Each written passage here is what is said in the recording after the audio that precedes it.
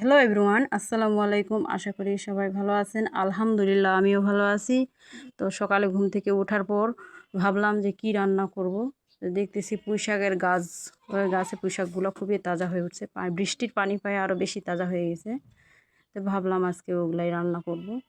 তো এই যে দেখছেন আমি কাটতে ধরছি, চলে আসছি এই পুঁইশাকের গাছের কাছে। এই যে পুঁইশাকগুলো কাটিয়ে নিলাম। এইভাবে আপনারাও লাগাবেন। একদম পাশে আঙিনার সাইডে আমি আবার মরিচের গাছও লাগাই দিছি, মরিচের গাছও লাগাই দিছি। এই যে দেখেন ছোট ছোট মরিচ, আর এই যে 12 মাসি, এগুলা সব 12 মাসি ধরে। আপনারাও এইভাবে লাগাবেন। খুবই তাজা, একদম টাটকা সবজি বলেন, একদম টাটকা সবজি। এই যে চলে গেলাম আমার রান্নাঘরে। এটা আমার রান্নাঘর, শখের রান্নাঘর, আমি নিজে হাতে বানাইছি। এটার ছবি আমি আপনাদের দেখাবো। আজকে আমি মুসরি কালাই আর আলু আর পুঁই শাক দিয়ে রান্না করব। এই জন্য মুসরি কালাইগুলো যে ভিজিয়ে দিচ্ছি। আপনারা চাইলে এইভাবে রান্না করবেন। এইভাবে রান্না করলে খুবই ভালো লাগে, খুবই স্বাদ হয়। ছোট বাচ্চারাও তো আরও বেশি পছন্দ করবে। এই যে দেখেন খুবই তাজা তাজা, খুবই তাজা পুঁই শাকগুলো। এই যে কাটে নিচ্ছি আমরা পুঁই শাকগুলো।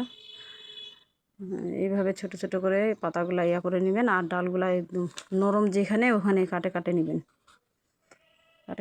অনেকেই ম্যাজিক চুলা বা ইয়াতে রান্না করে, ম্যাজিক চুলা বা গ্যাসের চুলায় রান্না করে। তো মাটির চুলায় রান্না করলে এটা স্বাদে আলাদা হয়। যে কোনো তরকারি মাটির চুলায় রান্না করে স্বাদে আলাদা হয়। এই যে আমি পেঁয়াজ, কাঁচামরিচ আর এগুলা ভাজে নিব। তেল দিয়ে দিচ্ছি। তেল দেওয়ার পরে যে এগুলা লাল লাল হবে, তারপরে আপনারা হলুদ 1 চামচ 1.5 চামচ হলুদ দিবেন, আর পরিমাণ মতো লবণ আর আদা রসুন বাটে এখানে দিবেন, দিয়ে মশলাটা কষাই নেবেন। এই যে আমি নাড়তেছি। তারপর আদা রসুন বাটা দিবেন।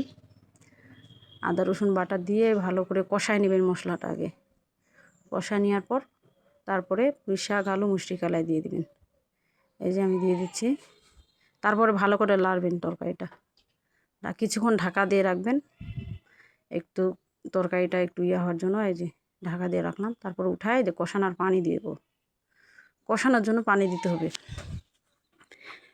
বন্ধুরা যেভাবে করবেন, কষাবেন। কষানোর উপরে খালি মশলা টশলা দিলে হবে না, কিন্তু ভালো করে কষাইতে হবে।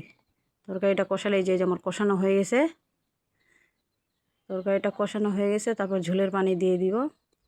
এই ঝোলের পানি দিলেই ঝোলের পানি দিছি। এই যে তারপরে জিরা দিয়ে দিলাম, জিরা ভাজে গুঁড়া করে দিছি। তো বন্ধুরা ভিডিওটা ভালো লাগলে অবশ্যই লাইক কমেন্ট করবেন, অবশ্যই শেয়ার করতে ভুলবেন না, ফলো দিবেন। এই যে আমার তরকারিটা রেডি।